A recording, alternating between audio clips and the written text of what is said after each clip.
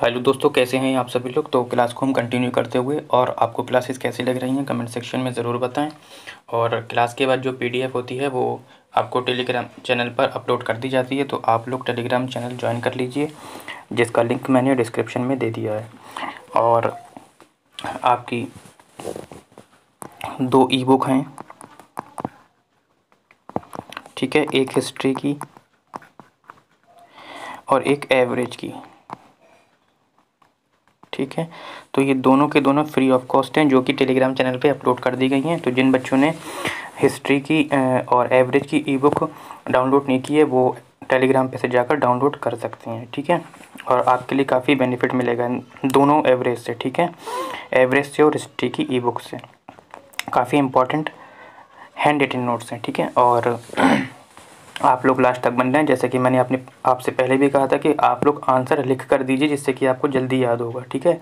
और लास्ट में आपने कितने क्वेश्चन अटैम्प्ट किए, कितने अटैम्प्ट करने के बाद ठीक किए हैं, उसका आंसर भी आप लोग कमेंट सेक्शन में ज़रूर दीजिए, ठीक है। पहला क्वेश्चन है आपका कि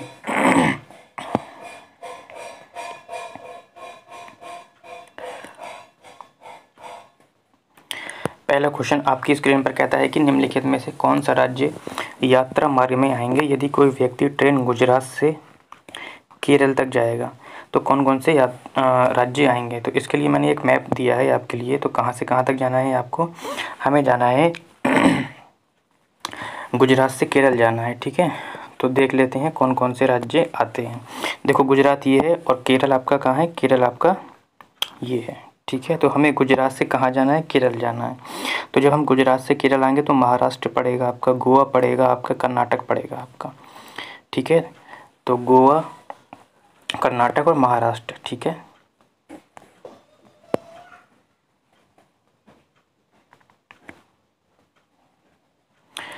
तो क्वेश्चन नंबर 131 का आंसर आपका हो जाएगा। देखो, तेलंगाना नहीं आया था, ना ही आंध्र प्रदेश आया था, महाराष्ट्र आया था, लेकिन केरल तक तो हमें जाना ही है, इसलिए ये नहीं होगा, तेलंगाना नहीं होगा। देखो, महाराष्ट्र पड़ा था आपका और कर्नाटक पड़ा था। तो ऑप्शन नंबर क्या हो जाएगा आपका, 3 हो जाएगा, ठीक है। आगे बढ़ते हैं क्वेश्चन नंबर 132 की ओर। और क्वेश्चन नंबर 132 आपकी स्क्रीन पर कहता है कि एक शिक्षिका नागफनी के पौधे की अवधारणा को स्पष्ट करते हुए इसकी प्रमुख विशेषताएं निम्न प्रकार से बताती है। कहती है कि उनकी पत्तियां कांटे के समान होती हैं। बिल्कुल बेटा, जो नागफनी पौधा होता है मरुस्थल में पाया जाता है, वहाँ पे पानी की कमी होती है, जिससे कि पत्तियाँ जो होती हैं पानी की कमी के कारण कांटों में क्या हो जाती हैं, रूपांतरित हो जाती हैं। तो उनकी पत्तियाँ कांटे के समान होती हैं। ऑप्शन नंबर ए आपका बिल्कुल ठीक है। थोड़ा इसे हम मोटा कर लेते हैं, ठीक है। उसमें जड़ें नहीं पाई जाती हैं, ये बताना है तो मैं आपको बता देता हूँ एक बार बेटा। इसमें क्या होती हैं, कांटेदार पत्तियाँ होती हैं और जो तने होते हैं वो मोटे छाल वाले होते हैं। और इसमें क्या होता है, जड़ें नहीं पाई जाती हैं, ठीक है। तो इसमें जड़ें नहीं पाई जाती हैं, ये भी ऑप्शन ठीक है। उसके तने की छाल मोटी होती है, ये भी ठीक है। ये मरुस्थल में उगता है, बिल्कुल ये मरुस्थल में उगता है। तो नागफनी से बनने वाले 4 पॉइंट थे, चारों को चारों मैंने इस क्वेश्चन में कवर कर ली हैं। तो आप लोग ये सोचते होंगे कि सर केवल 10 क्वेश्चन करा रहे हैं। बेटा ऐसा नहीं है, 10 क्वेश्चन के अंदर 4 ऑप्शन में एक्सप्लेन भी करता हूँ, यानी कि 10 चौक 40 क्वेश्चन मैं आपको डेली करा रहा हूँ, ठीक है। अगर आप लोग केवल इतना ही करते रहेंगे तो आपके 140 तो नंबर पक्के ही होंगे, ठीक है, अगर आप अच्छे से पढ़ेंगे। वरना 120-30 तो आना ही आना है आपके, ठीक है। तो ऑप्शन हो जाएगा आपका ये सभी, ठीक है। इसी क्रम में हम आगे बढ़ते हैं क्वेश्चन नंबर 133 की ओर। और क्वेश्चन नंबर 133 आपकी स्क्रीन पर कहता है कि भोजन के पाचन प्रक्रिया को पढ़ाते समय शिक्षक निम्न कथन प्रस्तुत करता है। यानी कि भोजन के पाचन के टॉपिक पढ़ा रहा है कोई शिक्षक, भोजन का पाचन कैसे होता है कहता है। तो मैं सबसे पहले इसके बारे में कुछ चीज़ें क्लियर कर देता हूँ। देखो, भोजन के पाचन प्रक्रिया के अंतर्गत शिक्षक मुख से भोजन का प्रारंभ शुरू करता है, क्योंकि पाचन जो होता है कहाँ से शुरू होता है, पाचन जो होता है मुख से ही शुरू हो जाता है। उसके बाद आमाशय में पहुँचने में उसमें हाइड्रोक्लोरिक अम्ल यानी कि HCl के मिलने एवं भोजन के ग्रहणी में पहुँचने व उसमें पित्त रस के मिलने इत्यादि का कथन प्रस्तुत करता है, ठीक है। तो देख लेते हैं ऑप्शन नंबर एक एक करके। कहता है मनुष्य में भोजन का प्रारंभ मुख से ही शुरू हो जाता है। बिल्कुल बेटा, ऑप्शन ये चारों के चारों ऑप्शन है और इसी से क्वेश्चन बनेंगे आपके चारों ऑप्शन से। भोजन के अमाशय में पहुंचने पर उसमें हाइड्रोक्लोरिक अम्ल मिलता है, बिल्कुल। तो ये भी पूछ लेता है कि अमाशय में कौन सा रस पाया जाता है, अम्ल पाया जाता है, तो HCl पाया जाता है आपका, ठीक है। 3 क्वेश्चन क्लियर हो गए। फिर कहता है कि अमाशय से भोजन गिरहड़ी में पहुँचता है। तो पहला क्वेश्चन ये पूछता है कि अमाशय से भोजन कहाँ पहुँचता है, तो अमाशय से भोजन गिरहड़ी में पहुँचता है। कितने क्वेश्चन हो गए आपके, देखिए एक ही क्वेश्चन में मैं कितने क्वेश्चन आपके कंप्लीट करा रहा हूँ। लेकिन आप अगर केवल PDF के चक्कर में रहेंगे तो मेरा ना ही एक्सप्लेनेशन सुन पाएंगे और ना ही जो मैं बीच बीच में क्वेश्चन क्लियर कर रहा हूँ वो आपका क्लियर हो पाएगा, केवल आपको क्वेश्चन मिल जाएंगे। इसलिए मैं बोलता हूँ कि आप लोग लास्ट तक बने रहें और लास्ट तक वीडियो देखें, ठीक है। ज़्यादा क्वेश्चन नहीं है, मात्र 10 क्वेश्चन है आपके, इतना तो आप रील देखते भी निकाल देते हो टाइम, ठीक है। कहता है कि जहाँ उसमें पितरस मिलता है, ठीक है। तो ये पूछ लेता है कि पितरस कहाँ मिलता है, तो पितरस गिरहड़ी में मिलता है। यानी कि तीनों ऑप्शन ठीक है। ऑप्शन नंबर हमारा हो जाएगा ये सभी, ठीक है। आगे बढ़ते हैं क्वेश्चन नंबर 134 की ओर। अच्छा क्वेश्चन है बिहार के संबंध में। तो कहता है कि बिहार में मधुमक्खी पालन शुरू करने के लिए अक्टूबर से दिसंबर तक सबसे अच्छा समय क्यों होता है।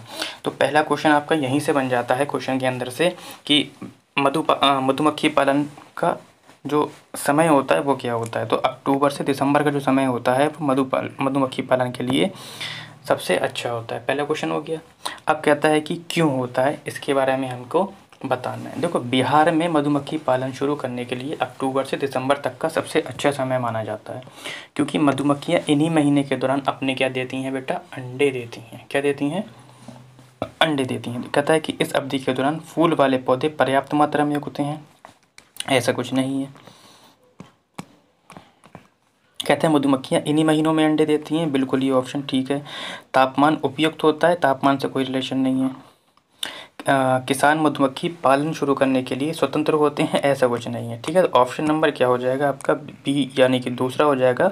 इन्हीं महीनों में वह क्या देती हैं, अंडे देती हैं। क्वेश्चन नंबर 35 आपकी स्क्रीन पर कहता है कि पर्यावरण अध्ययन की कक्षा में एक शिक्षक रिंग ऑफ फायर के संबंध में निम्नलिखित तथ्य लिखता है। भूकंप, ज्वालामुखी, प्रशांत महासागर, जंगल की आग, निम्न में से रिंग ऑफ फायर से संबंधित कौन है, ये बताना है आपको। तो 135 एक बार अच्छे से क्लियर कर लेते हैं कि पर्यावरण अध्ययन की कक्षा में एक जो शिक्षक है, ठीक है, यानी कि आप एक शिक्षक हैं और पर्यावरण की कक्षा ले रहे हैं और रिंग ऑफ फायर का आप टॉपिक पढ़ा रहे हैं, जिसका संबंध किससे है, भूकंप।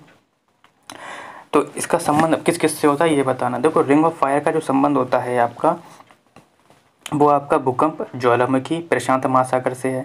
प्रशांत महासागर के चारों ओर महासागरीय तटीय भागों में सक्रिय ज्वालामुखी पट्टी मिलती है। सक्रिय का मतलब बेटा होता है जो हर वक्त फटता रहता है, फूटता रहता है, ठीक है, ज्वालामुखी।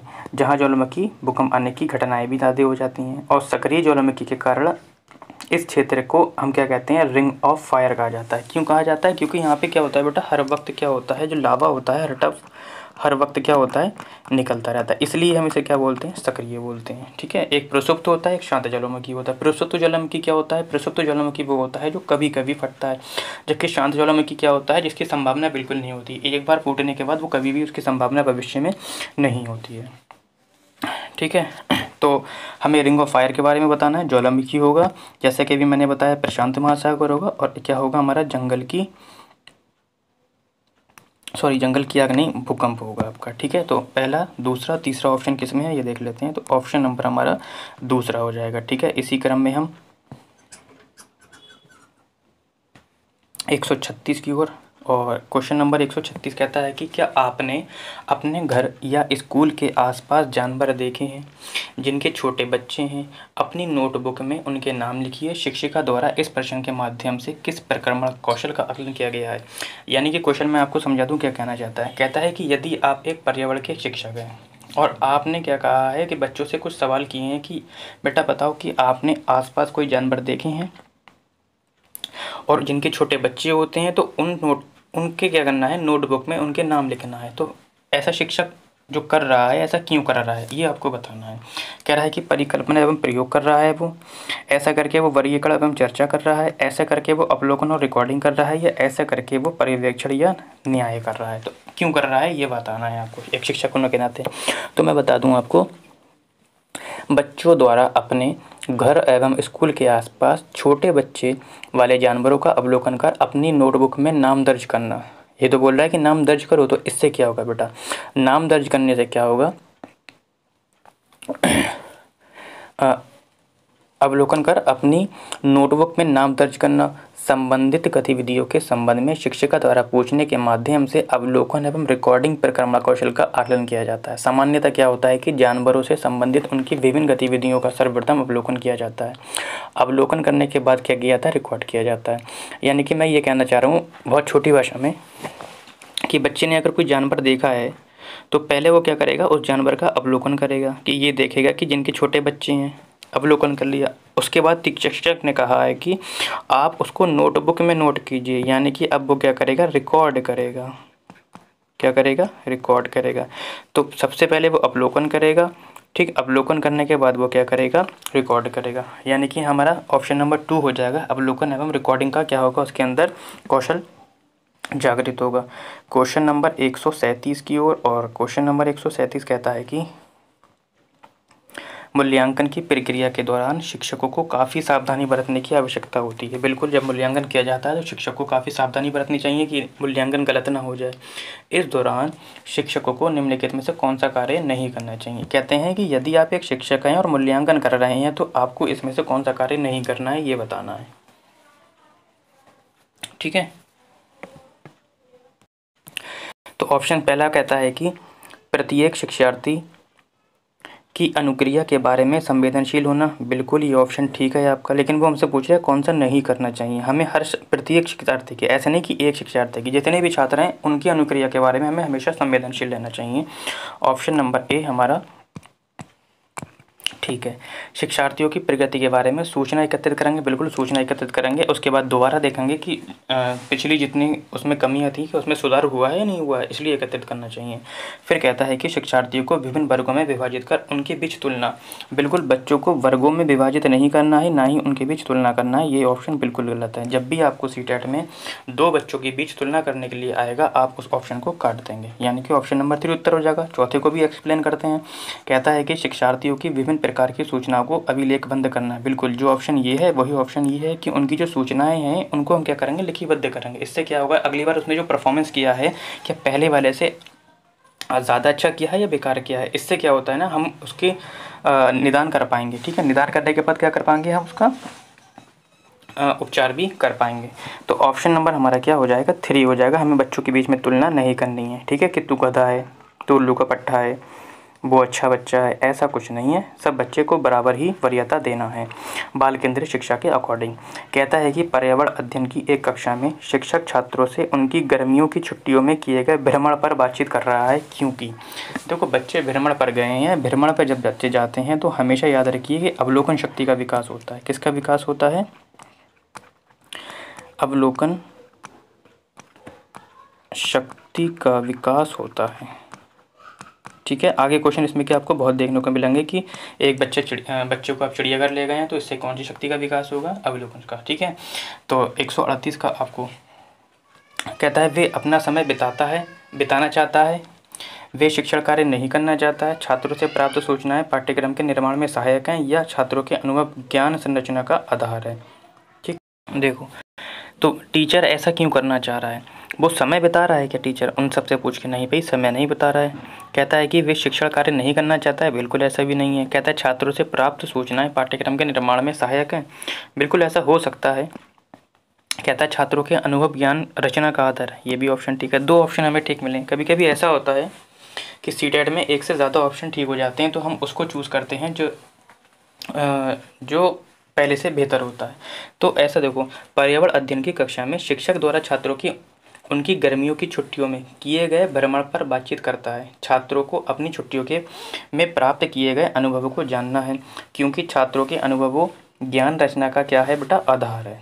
ठीक है, तथा जब छात्र अनुभवों के माध्यम से ज्ञान प्राप्त करते हैं तो इससे क्या होता है कि वो जो ज्ञान होता है स्थायी और वास्तविक हो जाता है। ठीक है, वास्तविक जीवन से जुड़ा हुआ होता है। तो ऑप्शन नंबर हमारा क्या हो जाएगा, छात्रों के अनुभव को ज्ञान रचना का क्या है, आधार है। आगे बढ़ते हैं, आज के सेशन का सेकंड लास्ट क्वेश्चन, और कहता है कि एक शिक्षिका प्रत्येक बच्चे से अपने घर की रद्दी सामग्री से कुछ उपयोगी वस्तु बनाने को कहती है। शिक्षिका का शैक्षिक अभिप्राय कौन सा नहीं है, कह रहा है। ठीक है, अच्छे से याद रखना है, कह रहा है कि कौन सा नहीं है। तो एक शिक्षिका कह रही है, यदि आप एक शिक्षक हैं और बच्चों से कहते हैं कि आपके घर में जो रद्दी बनी हुई है उससे कुछ आप बनाने की कोशिश कीजिए भैया, बनाइए, तो एक शिक्षिका इसमें से क्या नहीं करना चाहिए, ये आपको बताना है। देखो, एक शिक्षिका द्वारा प्रत्येक बच्चे से अपने घर की रद्दी सामग्री से कुछ उपयोगी वस्तु बनाने को कहने का शैक्षिक अभिप्राय क्या होता है कि बच्चों में सृजनशीलता का विकास करना है, ठीक है, और उनमें नवीनता एवं लकीर से हटकर सोचने की क्षमता का विकास करना एवं बच्चों को पुनः चक्रण पुनः प्रयोग में रूपांतरण की समक्ष विकसित करना आदि है। जबकि कक्षा में श्रेष्ठ नागरिक के विषय में निर्णय करना शिक्षिका का शैक्षिक अभिप्राय नहीं है। तो बच्चों में सृजनशीलता का विकास करना ये भी ठीक है। बच्चों को पुनः चक्रण पुनः प्रयोग में रूपांतरण को समझ विकसित करना ये भी ठीक है। बच्चों में नवीनता एवं लकीर, बिल्कुल ये भी ठीक है, लेकिन ऑप्शन नंबर डी आपका रॉन्ग हो जाएगा। ठीक है, आगे बढ़ते हैं क्वेश्चन नंबर आज सेकंड लास्ट की ओर, और कहता है कि प्राथमिक स्तर पर आकलन में शामिल क्या क्या होना चाहिए। तो प्राथमिक स्तर पर शिक्षक द्वारा सतत और असंरचनात्मक तरीके से किए गए अवलोकन को बालकों और अभिभावकों के साथ क्या करना चाहिए, बांटना चाहिए। इससे क्या होता है कि बालकों के मानसिक विकास पर सकारात्मक प्रभाव पड़ता है। क्या पड़ता है? सकारात्मक प्रभाव। कहता है कि छोटे बच्चों को उत्तीर्ण तथा अनुत्तीर्ण की श्रेणी में, बिल्कुल मैंने बताया कि बच्चों में कंपेयर न करना है, ना ही बच्चों को उत्तीर्ण और अनुत्तीर्ण श्रेणी में देना, और ना ही प्रत्येक सप्ताह कार्य। कह रहा है शिक्षक द्वारा सतत और असंरचनात्मक तरीके से किए गए अवलोकन को बालकों और अभिभावकों के साथ बांटना, बिल्कुल ये मैंने अभी आपको बताया। तीसरा कहता है कि प्रत्येक सप्ताह औपचारिक परीक्षाएं और खेल तथा उन्हें प्रगति पत्र दर्ज करना, बिल्कुल हो सकता है ऐसा। अर्धवार्षिक और वर्ष के अंत में वार्षिक परीक्षाएं, ये भी गलत है आपका। ठीक है, उससे ये तो ठीक है ऑप्शन, ये इससे बेहतर ये वाला ऑप्शन है। तो आज के लिए इतना ही।